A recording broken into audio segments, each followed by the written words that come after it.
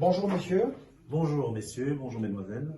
nous sommes un groupe d'étudiants de l'université Omar Bongo, inscrits au département des sciences de l'information et de la communication en licence 3 professionnelle. Dans le cadre du cours production images et son, il nous a été demandé d'interviewer un de nos enseignants afin de créer une banque de données. Cette banque qui servira aux étudiants qui viennent en L2 ou bien en première année et ceux de l'extérieur aussi de savoir comment est-ce que le département fonctionne.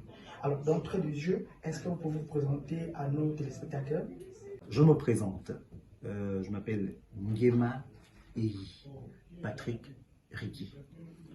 On m'appelle affectueusement ou chaleureusement Monsieur Ricky. Quel est votre parcours, Monsieur Nguema Eyi, votre parcours universitaire et professionnel?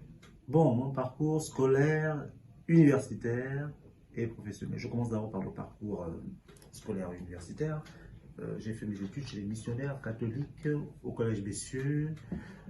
Après, je suis parti en France assez jeune, au lycée.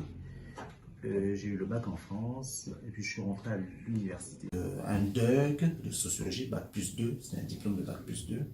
J'ai fait une licence de sociologie, une maîtrise de sociologie. Maîtrise était le master 1, ce qu'on appelle le master 1 aujourd'hui. Après, j'ai fait un DEA de sociologie, donc master 2. Et puis j'ai fait plusieurs masters professionnels. J'ai fait, je me suis inscrit en thèse de doctorat de socio-anthropologie. Et pendant que je faisais ma thèse de doctorat, j'ai fait plusieurs masters professionnels. J'ai fait notamment un master professionnel en sociologie des organisations.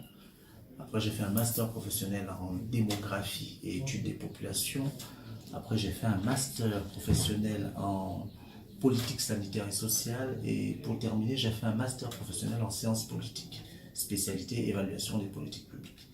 Et puis, j'ai soutenu ma thèse de doctorat il y a une dizaine d'années à peu près. Une dizaine d'années. Et ma carrière professionnelle a commencé en France. J'ai commencé à enseigner en France dans les années 2010-2011.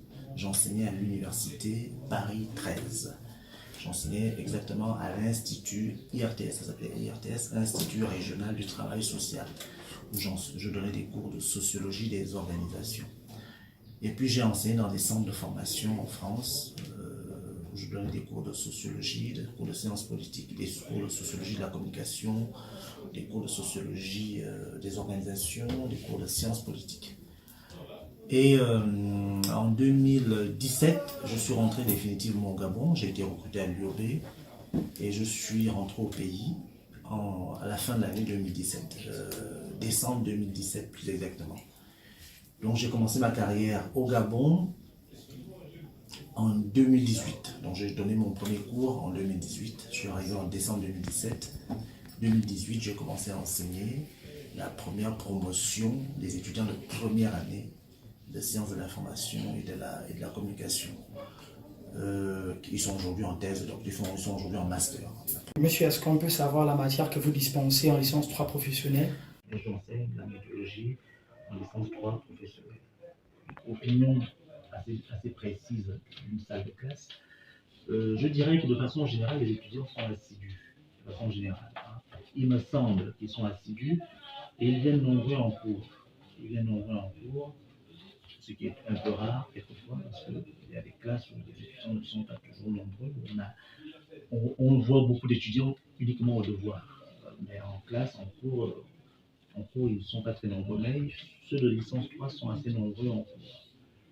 Ils sont assez disciplinés, ils posent beaucoup de questions. Parce que moi, mes cours, c'est un échange. Mes cours, c'est un échange, je vous tiens depuis la première année. On échange, on discute, je donne le cours. Je ne suis pas juste un enseignant qui rentre dans une salle de classe, qui parle et vous prenez des notes. C'est un échange. Le cours est pour moi quelque chose d'interactif. Le cours est interactif. Je pose des questions, vous me répondez, vous posez des questions, je vous réponds, on échange, on discute. Chacun essaye de donner son avis sur. Chacun essaie de partager son avis, son opinion, son vécu, son ressenti. Donc c'est un peu comme ça que je conçois le cours à l'université en tout cas. Donc on essaie de le faire comme ça. Le cours est interactif, je pose des questions, vous me répondez, vous posez des questions, je vous réponds, on échange, on discute, chacun essaye de donner son avis sur... chacun essaie de partager son avis, son opinion, son vécu, son ressenti. Donc c'est un peu comme ça que je conçois le cours à l'université en tout cas. On a besoin dans une université qui se respecte, c'est une bibliothèque. Là, regardez, on est en train de se battre là pour essayer d'avoir quelques livres, de ranger les mémoires, rendre le cadre de travail agréable. Mais on a besoin d'avoir une véritable bibliothèque digne de ce nom. Le minimum, ce sont des petites choses comme ça.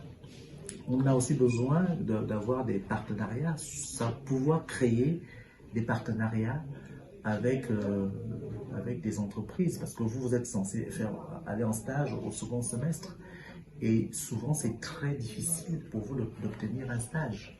C'est très difficile. Vous avez des entreprises qui exigent d'abord de voir la convention de stage. Quelquefois, il y a